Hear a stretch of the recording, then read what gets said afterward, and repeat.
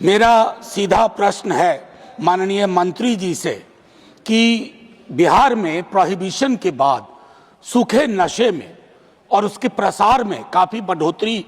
की खबरें आती है, आए दिन मीडिया कवर करता है। मैं माननीय मंत्री जी से जानना चाहूँगा कि इस दिशा में बिहार में क्या प्रगति हुई है, क्या पहलकदमियाँ ली गई है और इसके मद्देनजर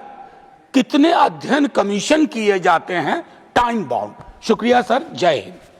ऑनरेबल मिनिस्टर। माननीय सभापति महोदय जी,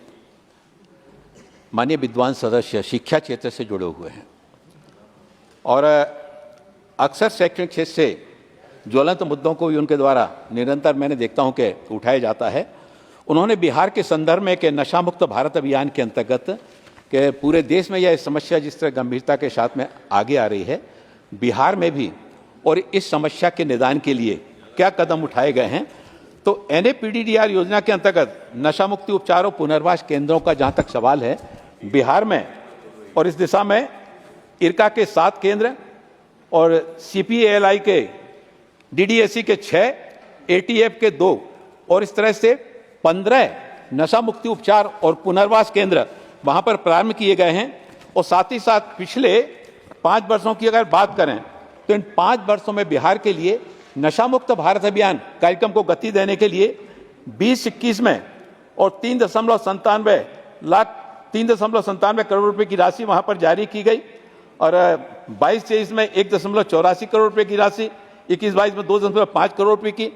2023-24 में 2.25 करोड़ की राशि और 2024-25 में 5.98 करोड़ रुपए की राशि वहां पर जारी की गई। इस दौरान पिछले 5 वर्षों में बिहार में जो लाभार्थियों की संख्या है वो बिहार में 2020-21 में 1444, 21-22 में 1583,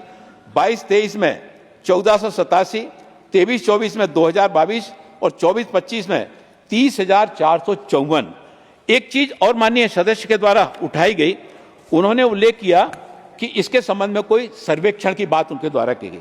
तो मैं माननीय सदस्य जी को अवगत कराना चाहता हूं और आपके माध्यम से सदन को भी कि इस संबंध में 2017-18 में एम्स के सहयोग से एक राष्ट्रीय स्तर पर सर्वेक्षण कराया गया था और उसके बाद में फिर अभी 2025 में 17 जून 2025 में एम्स से फिर दूसरा राष्ट्रीय सर्वेक्षण कराने के आदेश हो गए हैं और इसके लिए 78,28,67,656 रुपए की पहली किस्त की राशि भी जारी कर दी गई है। पहला सर्वेक्षण 17-18 में किया गया था और 2019 में उसकी रिपोर्ट प्रकाशित हुई थी। ये दूसरा सर्वेक्षण होने के उपरांत इसकी भी रिपोर्ट शीघ्र प्रकाशित की जाएगी। नशा मुक्त भारत अभियान कार्यक्रम के लिए विशेष रूप से ये हमारे युवाओं को, स्कूल के विद्यार्थियों और कॉलेज के विद्यार्थियों को उनको नशे की गिरफ्त से बाहर लाना, उनकी ऊर्जा का सकारात्मक दिशा में उनका उपयोग करना और इसके लिए 2 तरह के कार्यक्रम इसके लिए बनाए गए हैं, जिसमें नशा मुक्त भारत अभियान कार्यक्रम में जिससे उनकी स्क्रीनिंग करके उनको परामर्श सहायता और उपचार के लिए जो ड्रग्स के सेवन में बच्चों के लिए लिंकेज सहायता प्रदान करने का काम करता है और बच्चों के बीच नशीली दवाओं के दुरुपयोग के उनके जो शुरुआती लक्षण होते हैं, हमारे जो शिक्षक होते हैं वो जानते हैं, अच्छी तरह से इस बात को समझते हैं कि हमारी क्लास में कौन बच्चा पढ़ने में होशियार है लेकिन वो गुमसुम क्यों रहने लगा है, वो एक चुपचाप एक तरफ क्यों बैठता है। उसमें इस तरह के जब बदलाव आते हैं, उन बदलाव के